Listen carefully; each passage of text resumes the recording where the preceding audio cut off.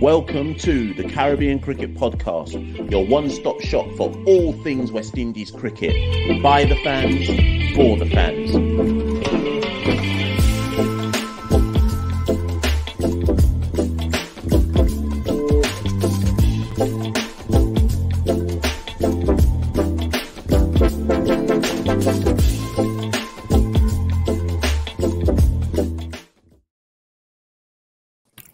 Ladies and gentlemen, welcome to episode 72 of the Caribbean Cricket Podcast. I'm your co-host, Mashal St. Patrick Hewitt, and you know who's with me. Yes, Santoki here. Mash, we spent a good few hours and episodes over the years looking at why Guyana Amazon Warriors have failed to win the Caribbean Premier League. And you know what? We've got one of the architects, one of the reasons why Guyana have never won the CPL. We've got someone who's had the golden touch with CPL franchises, been involved in the coaching setup for teams that have reached the final for five times, 2 of those times winning, including with your beloved Jamaica Talawars, and all of those times they've knocked Guyana out in the knockouts. So, but other than that, Mash, I think it's important because we've got a coach on who, you know, has achieved so much in the game with teams, but his name's not spoken about as much as it should be in our opinions, Mash. So who have we got on the show today? Yeah, 100%. I think in a year where there's been so much talk about white ball this, white ball that, and what tends to happen, Santoki, is every time a name comes up in West Indies cricket about this person should get involved with West Indies cricket, it's always a legend. It's always a legend's name. People will just throw out a Brian Lara. No one will ever ask what coaching credentials he's got. They'll just throw out a legend's name. From the minute you got a name in West Indies cricket, people are throwing out your name, irrespective of if that's the right call or not. And a couple of days ago, I just simply put out a tweet. I just said, how comes in West Indies no one's ever really talking about Donovan Miller's name? People who know. But when it comes to the big talk, no one ain't calling Donovan's name. So I've kind of given it away, people. If you're watching on the visuals, you can already tell. If you're listening on the audios, the guest we've got today, as Santoki correctly pointed out, multiple franchise-winning coach. We didn't even talk about the wins with Vancouver Knights in the Global T20 in Canada or the Josie Stars in South Africa, much less the work with English counties, the England team as well. We have Donovan Miller with us today.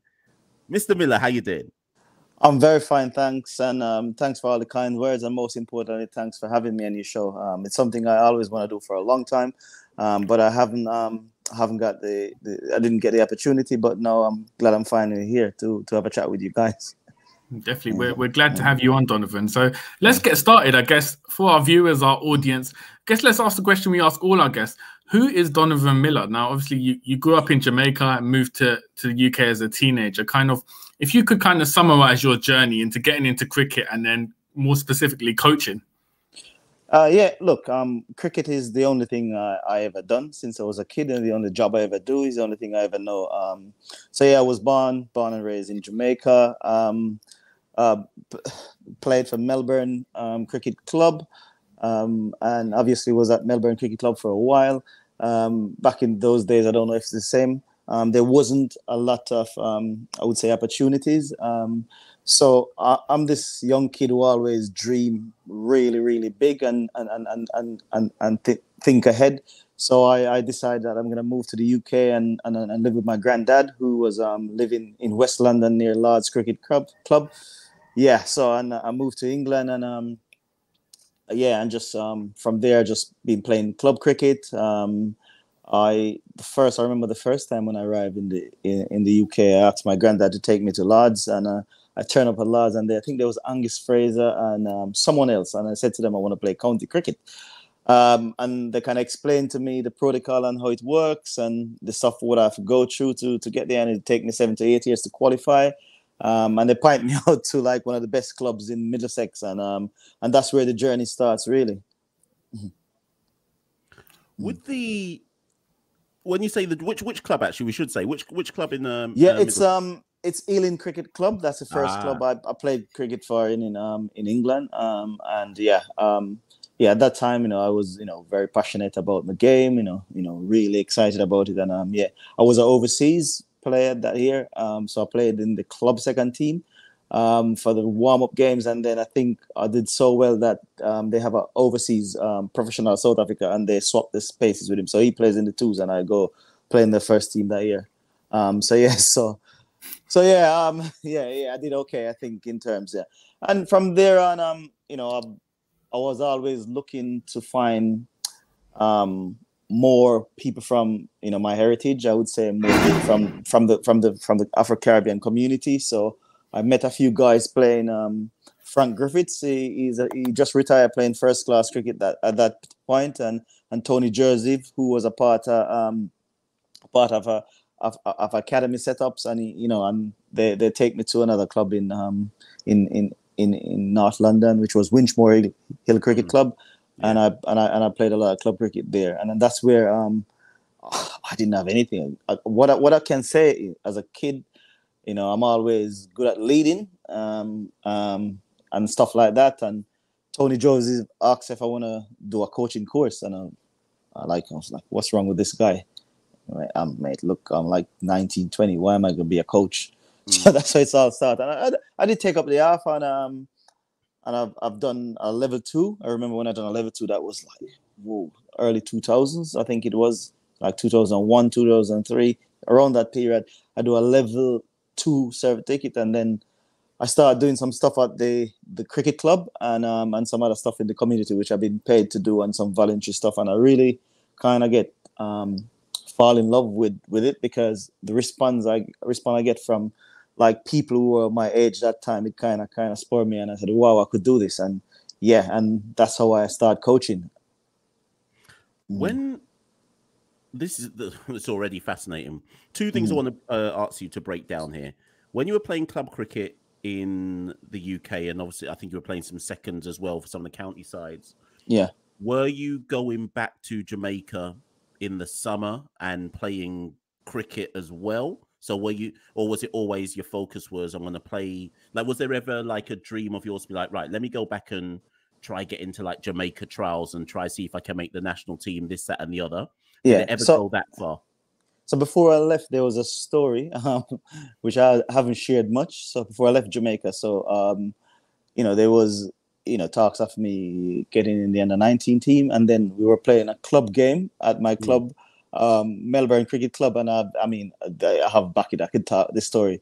I think it was Marlon Samuels was batting that time, and I took a catch. I think it was long on, and it split my webbing, and I have to end up in the hospital to get some stitches. And when the captain take me to speak to the president of the club about my finger, he says players play at their own risk, and that kind of and then I remember that game stopped because everyone says no, we're not playing anymore. It was a game, and the captain take me to the hospital, get my hand stitched up, and I think that kind of pushed me away a little bit, because we were all thinking that if we get hurt, what's gonna happen here. And then my mind was just slowly focused on England, and you turn up to England, and you play club cricket, and it's not professional.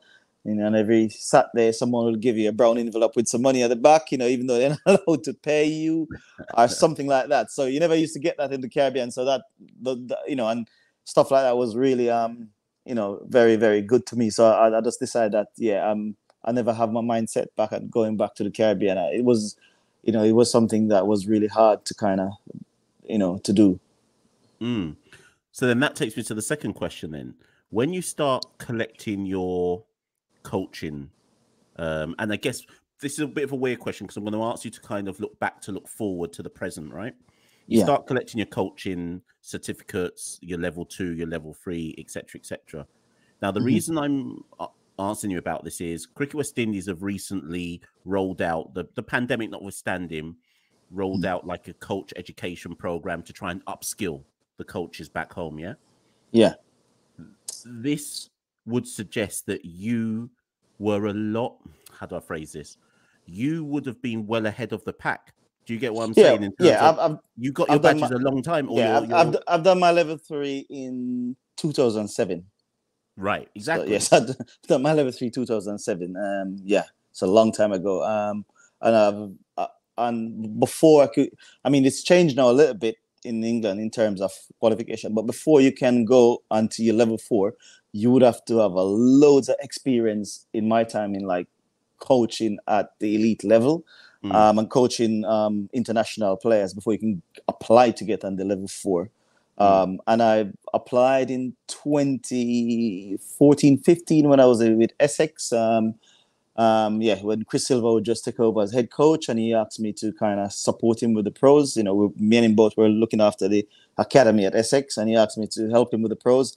And I applied, and I get a slot. And I mean, it took me, how long did my level 3 take? Maybe 3 years. At that time, it was basically a degree, basically a master. So I've done a master's, my level 4, and that's linked. I've done that at Loughborough University. It took us 3.5 years to do that. So I finished that in 2017, my level 4. Yeah. So then let me ask you something, Donovan. Yeah. When was the first time, and if the answer's never, when was the first time, and you don't have to give us details or anything like that, that somebody realistically approached you back home and said, Donovan, come, there's opportunities with the West Indies cricket team? Because I refuse to believe, given your level of qualification, that someone has never approached you to have that conversation. You might not want to give us details here, but surely this conversation must have taken place, because you're going to be up there in terms of... Look, that's a really good question. What I can say, I wouldn't say anyone has approached me, but I have, in the past, I've reached out and have some good conversations with people who are in charge, but obviously hasn't been any opportunity. So, but I've reached out on a few occasions to offer my help with, I think, so nothing happens there. But I understand, how the system works. There's a lot of competition for places in coaching, and there's people maybe who's been groomed and been developing and been doing the work before me. So I don't expect anything to be handed. But yeah, West Indies cricket, which is a part of my life, and is before you either coach or play anywhere, your first passion is always going to be West Indies, and that's where you grow up and watching on your veranda, watching the Malcolm Marshalls and and these guys playing. So it's something is always close to your heart. And I've have some conversations. It's good conversations, and but no one has. I wouldn't say anyone has reached out to me though. Santoki, I'm gonna hand to you, but notice that Donovan just gave us the answer he has to give, which is if West Indies come calling, he is willing and ready to rise to the call. But Santoki, come in. So you were at Essex for a while, as you mentioned, kind of, and then you joined the coaching setup at the Talawas for CPL 2016. How did that opportunity sort of arise? That opportunity. I think it was Chris who was captain, and Chris have spoken to the owners and said they have a guy who's really well qualified, and he just left it. Said you could interview him, and they were in London. The owners were in London, and they interviewed me, and that's how it all started. They wasn't gonna go off recommendation, as they said. Even though I would say the captain have influential. They said, they need to do an interview. So they come to London, they interview me. They asked me some really good questions, and I think I done well in the interview. And they offered me the position as the assistant / bowling coach in 2016. And at that time I was part-time with Essex, and I remember having the conversation, and they said it's a great opportunity for me to go away and to grow and to learn. I should go and do it. And then the rest was history. And sort of what was it like then, as like working at a major franchise tournament, coming into it as a new coach? But the thing is, because at that time I was doing so much, like at Essex, I was doing all 3 formats. We were doing the red ball and the 50 over and the T20 stuff, and looking after the second 11, the academy, everything. So it was so much. So coming into the franchise at that time, and because of my work ethic and how I work and operate, I find it, really, I wouldn't say easy, but really rewarding. I find my style fits in well with the coaches. And I remember watching the owners were watching us running a training session, and they were so impressed that they have a meeting and discuss some bonuses, which was quite rewarding at that time. So but as I said to you, I've been doing lots of stuff with the county at that time. So and I've been used to working with international players. And one of the questions I've been asked in the interview was I quite remember quite good now is how would you deal with someone like Dale Steyn, because I think Dale Steyn was one of our overseas in 2016 CPL. And that's the question. I think I answered that one very well, and they were very impressed with the answer. Maybe that gets hold on. What was the answer though? Yeah, what was the answer? Run off the answer. I just said, look, you're talking about a guy here who is the best in the world. What can I say to him? All I have to do is just make sure I manage him, make sure he gets everything he needs, and have conversations. And that's what it is, isn't it? Just make sure he gets everything he needs, make sure I manage him, and just have some conversations. And that's how I operate. Did you ever find it challenging? Because obviously at Essex you'd have a longer period to work with the team. In franchise cricket, you got guys coming in, short time frame to work with them before the tournament starts. As a coach, how did you sort of adapt to that environment? Look, so as a coach, I think what have helped me as a coach to kind of adapt and to be a bit more flexible.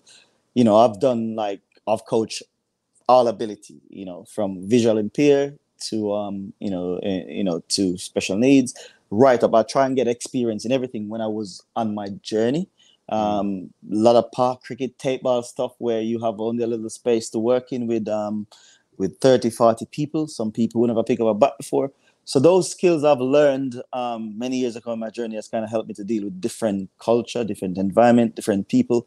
So when you come across someone who is so upskilled, like at the top of the game, that it's all about man management, and the key thing is trying to know those people, trying to know what makes them tick, what does they like doing, what time does they wake up in the day, what time does they sleep, what time they like to train, what does they like to eat, what they drink. Those are really important things to have, to know about them. Once you know those people, then your life becomes a bit easier because you can plan ahead on how to deal with them. So as Santoki said, part of 2016 winning with the Tallawahs, last year with the Patriots, I mentioned Vancouver Knights, etc., Josie Stars, just to name a few teams, right? But focusing, I guess, in fact, using all of those four, but with a focus on the CPL, what would you say are the top 2, top 3 things that lead to a successful white ball or T20, let's call it T20, what leads to a successful T20 franchise based on all the experiences you've had? What are the things that you've noticed are always there when a franchise reaches the final or wins the tournament? What are the key ingredients to success? Well, look, you have to, firstly, as I said, you have to look to create a happy environment. Yeah, so that's the first thing. You look to create a happier environment where everyone is free, everyone is allowed to make mistake. You back in people, and it's all about honesty and how you communicate. So once you're honest, you communicate with everyone well, and all of you buy into something, then I think you could create that. And what does help, I think, in any environment, you need a few players in that are hungry. And this could be a really experienced player, and this could be a young player. You just need to find a way to get them hungry again, and to keep them happy, and then you'll be all right. And it's for us, it's all about the players. It's all about the players. No matter what issue that these players have, no matter how they're hard to deal with, it's your job as a coach to find a way to deal with them, because that's who they are. That's what makes them good. So you have to find that way to deal with them and to manage it. So yes, you could say a lot of psychology involved anymore, and there's no special way to treat anyone, but you have to find a way to treat everyone different and get everyone together at the same time. So that's the challenge. It's a skill, I'm not gonna lie, and it's not easy, but the guys who are successful, that's what they do well. In terms of technical skills, so, and you kind of mentioned Dale Steyn earlier on, so where do you draw the line between being hands-on and hands-off? So Adele Steyn, you may not be saying too much to in terms of his overall game, but say now, so you've got St. Kitts this year. I'm trying to think of someone. You've got Jaden Carmichael, right? So Jaden Carmichael was just in.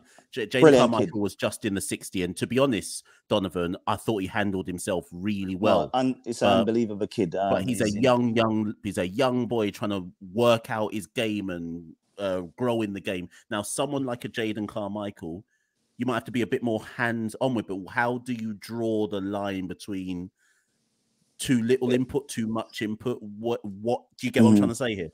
So look, firstly,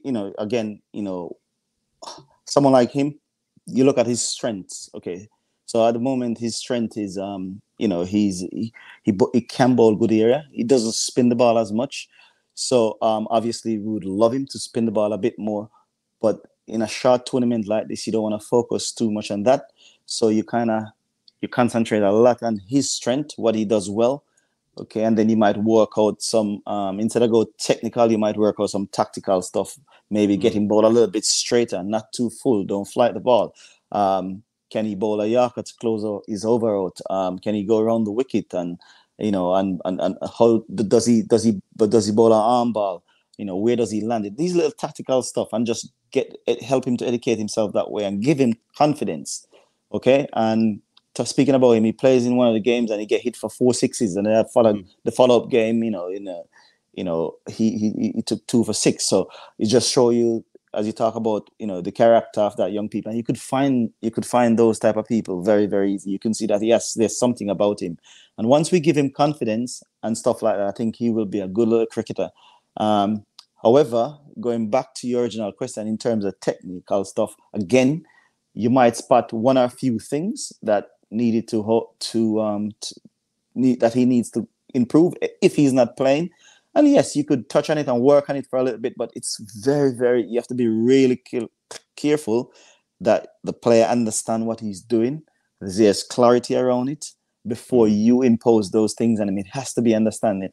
Or you leave it and you take some notes and you suggest some stuff that he could work on in his off season and what he should work on, and just try and help him and educate him that way. But going back to him, is really a confident kid, and he's a fast learner. I think he's going to be really good for regional cricket, and hopefully, I think he's not far off of being a West Indies full cricketer in the future. Yeah, and also let's talk about the 60 actually, because obviously the Patriots have built on winning the CPL last year. You won the 60 earlier this week. As a coach, this is obviously a new format, a shorter format. From a tactical and psychological point of view, are there much differences between T20 cricket and what you saw in the 60 in terms of, obviously bowlers are going to get hit for more? How do you psychologically prepare them for that? Or technically? Yeah, it's a tricky one. It's psychologically tricky one, because you could be going well, and all of a sudden you lose three wickets, and you're thinking, wow, we only have 2 batters left here. We're gonna have to reassess. So those are the things that is some of the tricky things. But so you just like in that format, we simple play away, where we say, all right, we're gonna bowl our best bowlers first and try and get wickets. So even if someone hit 2 sixes and we get a wicket, we'll take that. We'll look at the pass score in T10, even though it's 2 different formats, and say we're happy to get hit for 1 6 every over. And if we can get a wicket, if we can get 6 wickets, we're not gonna be defending more than 90 to 100. Obviously, it doesn't work like that. People's gonna play very well, and they're gonna get more than that. But we also have confidence installed in this group. Just go out there and do it. Play your way. Hit the ball if that's what you do. If you get out, it's okay. It's fine. And that's the type of confidence we kind of look to install in these guys. And that's how we want to play our cricket, and that's how they play. And the thing is, we never believe that we lost the game. No matter what position we are in, we strongly believe. And I'm not just saying like the guys who are out in the middle. Every single one of the support staff, every one of us on the bench, believe that if we need 13 over to win the game, we can get it. And I think that shows, leading back from last year's CPL final when Dominic Drakes won it for us. We almost chased down 160 against TKR in one of the round games. We were coming out. We were 40 for 3. We see young, Dual Bevis from coming and just hit 4 sixes in a row. So and then the next 2 games he follow up. He didn't score any runs. No pressure. If that's where you want to go again, next game go and do it. So it's that type of trust and understanding we have with these guys, and that's how we want them to play, and we back them. So thank you for that, by the way, Donovan. That's a really good answer. But just before, because we know you've got things to get onto today, because obviously CPL does actually begin tomorrow. Just a final thing from me before we bring it to a close. And this is a bit of a difficult question because obviously you spend the majority of your time in the UK. Obviously you're over in St. Kitts at the moment for the start of CPL. There's been a lot of conversation in the Caribbean and the diaspora with regards to West Indies white ball woes. But let me be careful with this, how I phrase this question. I'm not necessarily talking about just the West Indies team and that's the end of the conversation. I mean regionally, how West Indian players are adapting to the changing nature of white ball cricket. So like OJ cricket, teams are regularly screwing over 300. So sorry, 300 or getting close to 330, 350, where if we're lucky, getting to 300 if we bat the 50 overs.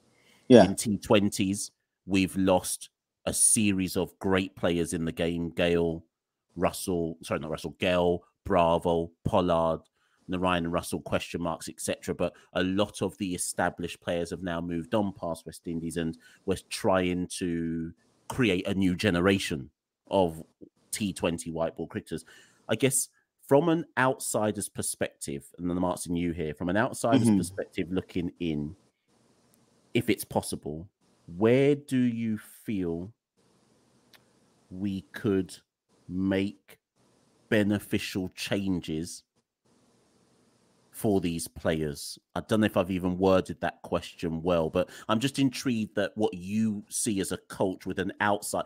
So Santoki and I see it as podcast hosts, and we see how the team is developing. But as a coach looking in, and when you're catching West Indies games and you're seeing the development arc of some of these players, what do you look at as a coach and go, boy, we could do with doing X, or we could do with doing Y, or do you just think we've got to just keep backing the players and eventually it comes like, I mean, just intrigued to see where you stand. Yeah, look, it's a tricky one, isn't it? Because look, it's really a good question and a tricky one. But if you give me a piece of blank paper and says write down what you see without being critical,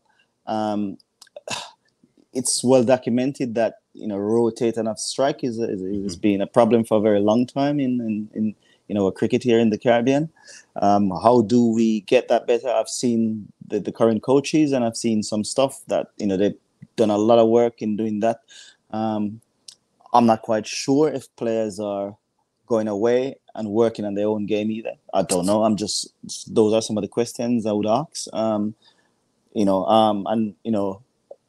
seen a couple of guys who have developed their game on the offside. Raymond Rifa.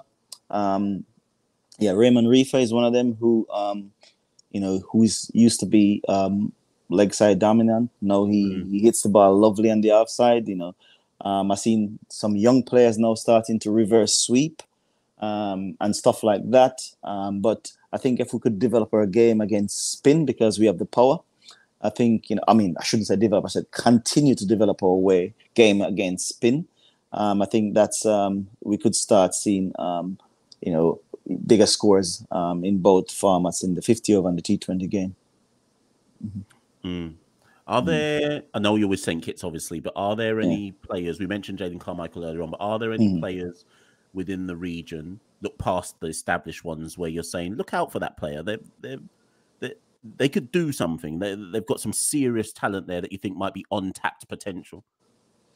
There's a lot of youngsters coming through, isn't it? Teddy Bishop, he looks a good little young player. Moti, I think he's going to be a good little spinner in the future. So there's a lot of young players coming through, for West Indies cricket, which I think will be really, really good. And there's a lot, and the 60 has exposed some of those guys, and you'll probably see a few more of them during the CPL. I know Dominic Jakes has come on a long way since last year, and he's playing all the way around the world now. He's becoming a skillful little all-rounder. He can hit the ball, and he bowls good change-up, and he's becoming really, really good at that. So, once, it's not just the coaches at times. And I'm going to be honest with us here. You could put in the system and you could have a lot of things happening and what you want. But I think players need to take some form, they need to take something as well and go away and say, okay, how am I going to work? I am not good against leg spin. I don't rotate well. Is it a case that I need to get fitter?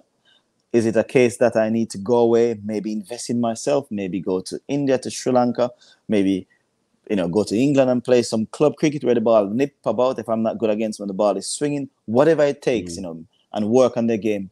I'm not saying they should not take away the power from them game, but okay, if I'm batting and it's a tricky period, how do I get through that gear? So a little stuff like that. And again, some of the guys who have seen done it. Raymond Reefer is one of them, someone I rate highly. And I think that probably been underused in cricket for a very long time. And I was happy, even though he was in my team, I was really pleased to see him doing well, because he's a guy who has worked on his fitness and his game very, very hard. And if you go back all the way to Nick Pura, remember he used to be very one-sided, and he has gone away and he's worked on his game, and he has shot all over the ground now, 360 player. So it's stuff like that. Again, how do we do that?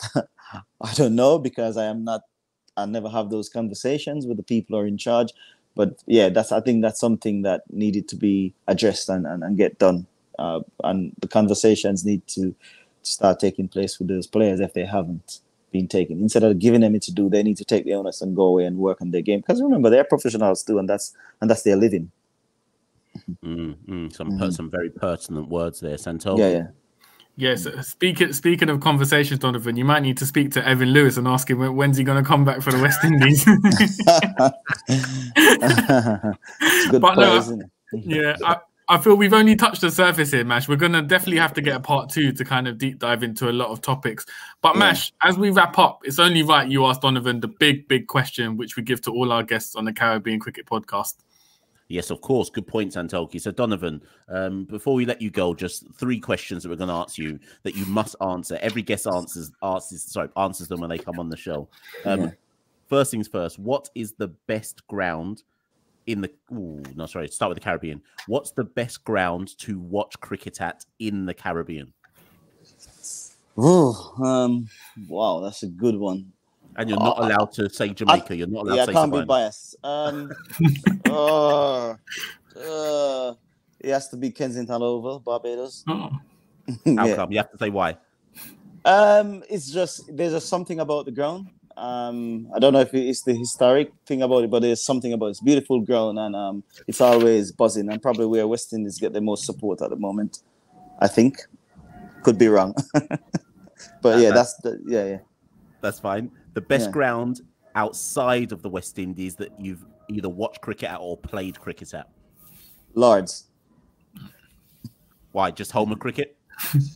No, it's just everything about Lords again. The food, the lunch, the dressing room, the history, everything. You walk through the room, it's just, I spent a lot of time at the Oval, but, I could have been biased there, but Lords is where every cricketer who works want to go and want to coach and would love, even if the youngsters who's coming through, that's where they want to play. Mm-hmm. And then finally, the best West Indian cricketer you've either played with or watched? Very, very, very good question. If you want to split it, you can. So if you want to give a batter and a bowler, that's fine, but ideally one. Well, I haven't played with, but the best one I've watched is, I'm going to go with a bowler, I think is Malcolm Marshall. Mm-hmm. So if I was going to go, Malcolm Marshall, definitely. And if you had to say a batter, who would you have gone for? Well, Vivian Richards. Yeah, there was just something about Viv that you have to love. He has everything that you have to love as a West Indian cricket fan.